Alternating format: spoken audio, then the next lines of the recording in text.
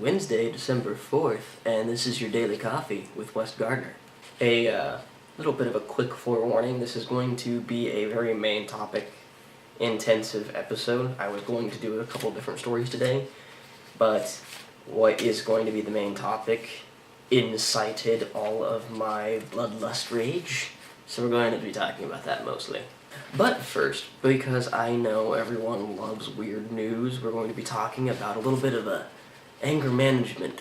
In South Carolina, Edward William Bright, who is 47, allegedly stabbed his brother multiple times after an argument about which cutlery to use for dinner. Of course, Mr. Bright helped kind of winnow out which set they were going to be using after taking one of the steak knives and stabbing his brother multiple times. Luckily, they were not life-threatening, but he's still being charged with second-degree assault and battery, because bitches be crazy. Moving right along, and I did warn you this is going to be a very main topic-focused episode. We have something that we're going to be talking about here that mainly does with our perceptions of health, body size, things like that. So let's move on. Maria Kang, who is a 32 mother of 3, has continually made headlines after being labeled as a bit of a fat shamer. Maria Kang and Crystal Bugan appeared this Saturday on CNN after Crystal Bugan ran a plus-sized selfie. I hate that fucking word. A selfie campaign for her plus-size lingerie store called Curvy Girl Lingerie. The campaign was to promote real beauty, so don't worry, Miss Kang isn't the only asshole in the story. Bugan, you're also a bit of a fuck, too. In this excellent interview, Kang insists that she is not a fat shamer, and then immediately said that the ladies shown are not how ladies should look like or do look like. I don't think that you're a fat shamer, you just immediately said that you weren't a fat shamer, and then like 13 seconds later started fat shaming. Miss Bugan has since said that Kang, you can't tell when a person is healthy or not by looking at a photo or not. And to a certain degree, I also have to agree.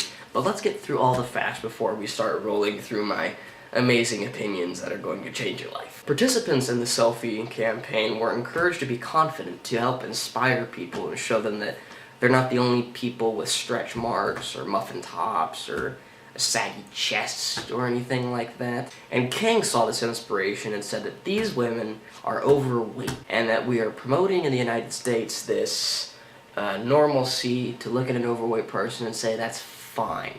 And that instead of doing that, we should be looking at people who work out, eat healthy, are in shape, and promote them more. After posting comments such as that, she was then locked out of Facebook for hate speech, which, personally, I didn't see the comments because they've, been deleted. But expressing your opinion on a body type, isn't hate speech supposed to be something that you aim at a religious group or a race? I didn't know it also applied to body type. Bugan claims that she isn't bashing people that work out, but that this campaign is to promote people that are truly healthy, which also kind of seems a little bashy to me. But what do I know? I'm a dude.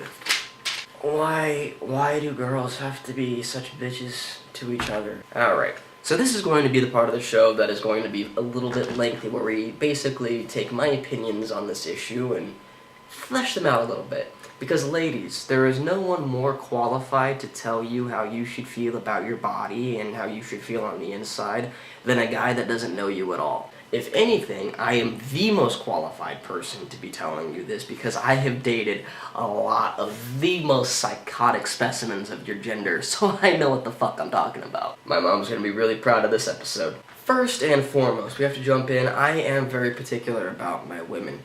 I like it if they have tattoos, long hair that isn't like too long but goes like to the shoulders, and if it's like multicolored and like frizzed out and like, made all punk rocker kind of thing, that's kind of hot. Piercings, kind of a big thing. You have to work out like 6 days a week at least, because I do, so I expect you to also. Like, kind of like ab looking, like abs, but not like super like hulked out, just like kind of trimmed. A nice firm buttocks, and like, you know, you don't have to have like huge chest, but if you have like a little bit of a thing going on up here, that's good, you know, because I like that. Long legs, firm calves, firm thighs, you know, that's super hot. You can't have gross feet, so if you have like a toe problem, I'm out. Also, no scars, no beauty marks. We've already talked. I am looking for perfection here, so if you have any of that, fucking gross, ew, not a big thing. I'm outie, like on Turo Gowdy. And like also, I mean, I know this is like really kind of very specific, but you have heterochondria, which is where one eye is different than the other eye. Super hot. That's a necessity right there. I need that also. Because I'm not particular or anything, I mean, I'm not that picky. It's not like I have standards or anything. All joking aside, if you're a female and haven't immediately been insulted by everything I just said, we're actually going to get into what I actually think. And basically what it boils down to is this. If you work out a lot, or skinny, in shape, I don't necessarily think that you're beautiful. If you're bigger, I also don't necessarily think you're beautiful. If you're a girl that is confident and sexy with what she has, then guess what? You're fucking hot. I'm gonna tell you, all of you that are watching this right now, if you are a girl, there is something about you that is absolutely hot right now. Doesn't really matter what you got going on under the clothes. Well, it kinda does. And basically what this boils down to is an extreme aggravation with how we as a society treat different groups of people, and how also specifically girls talk to each other. Because, and this is from the outside looking in, but girls, you are super bitchy to each other. All the fucking time. The reason that girls have such crippling insecurities is normally because other girls are assholes. It's gonna be a miracle if any girls are actually still watching this. As a society, we've been raised up to believe certain things. One of those things is that you can't look at a person that is bigger and make fun of them, because you don't know what their lifestyle is like. Maybe they are working out. Maybe they weighed 200 pounds more than what they weigh now, and you just missed that beginning point in time. Maybe they're super depressed. Maybe they're going through a rough breakup, or they're having divorce problems, or they just flunked out of college, and the only way that they can really cope with that is by eating a lot of food. That's a real thing. That's a coping mechanism that some people have for depression. So you can't really look at them and judge them for their body type. And this communal assumption that we've been raised up with is correct.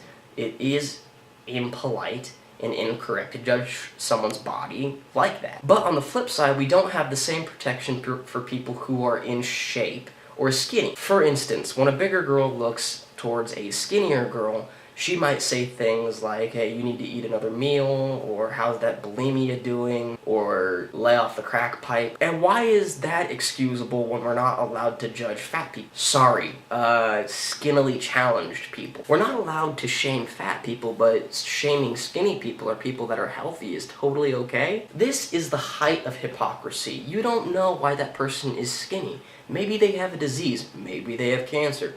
Maybe that girl that you put down for being skinny and calling a twig struggles to eat every single day and just can't put on the weight for whatever reason. It's not her fault, it's fucking genetics. The same excuse that a lot of big people use. It's not my fault, it's big bones. Bullshit. Maybe if you slap the fucking burger out of your hand every once in a while, you'd lose a pound or two. Yeah, this isn't going to be a popular video. And to continue along with this general train of conversation, Dugan has claimed that she is promoting true beauty. Fuck you. True beauty isn't girls that are bigger just because they're confident and beautiful. True beauty isn't people who are in shape. True beauty is people who are happy with who they are. For instance, I walk outside and I get comments all the time for being smaller and skinnier than my fellow man. And the people who say this have no idea about who I am as a person. They don't know that genetically I am going to be short because both of my parents are short. They also probably have absolutely zero idea that when I was 15, I had my large intestine removed. I don't know if you know your anatomy, but that makes it a little bit more difficult to actually pack on the pounds like I used to be able to. And they probably also don't know that I work out at least 5 times a week to stay in shape and start getting bigger and putting on muscle. But because I'm skinny and small, that's totally okay for people to say that to me. Because as a community, we've decided that shaming fat people is wrong, but shaming everyone else, that's okay. And this is the final point. However you spin it, obesity is a problem in America. There are people who could do with a little bit of exercise and cutting down the food that they're eating. And unfortunately, we live in such a PC community now that we can't say that, really. And this is kind of the problem that I have with this, because both of these ladies have elements of their arguments that are correct. They're just so bitchy and self-righteous that they can't actually see it. Dugan is promoting that big girls can be beautiful, and she is absolutely correct. But she's also promoting that at the expense of the other side. She's only showing pictures of plus-size models, but she's not showing the other side because, what, that's not as beautiful? And Kang is promoting health and wellness to a certain degree. Exercise does make you healthy, and it does make you live longer. It's kind of hard to argue with science. It's one of those things. I think science facts are like proven by people who like do science or something. It's weird. But unfortunately, Kang is such an utter bitch that she shames people that aren't in shape yet, or maybe have problems that prevent them from working out. So at the end of the day, basically what I'm trying to say, and I've probably done a completely ineffectual job of saying, but that's kind of how I roll. Stop judging the people around you and promote them. At the end of the day, we exist in a society where not all of us have to be bronzed Adonises anymore. We're not out hunting to live anymore. We live in a new society where people can stay in, and they will get out of shape and gain weight. And it's just really frustrating for me to look at this and see utter hypocrisy coming from people. This judgmental attitude. And believe me when I say that from the fitness community, that judgmental attitude is there too. There are some truly righteous pricks that look at fat people as just lesser human beings. So basically, my ranty part is more or less done. I just want people to be nicer to each other. Promote health without shaming people who might not be as healthy as you right now, or who could be making a concerted effort already and you just don't know it because you don't know shit. So just be nice to each other, people. That's really all that I'm asking. I mean, I don't think it's a lot to ask. After all, we are all beautiful and sexy human beings. But as always, this has been your Daily Coffee with Wes Gardner, and I love all of you beautiful people. You're really smart, you have that one joke that really makes people laugh a lot, and I dare say that you are the life of the party. Have a good day, folks, and goodbye.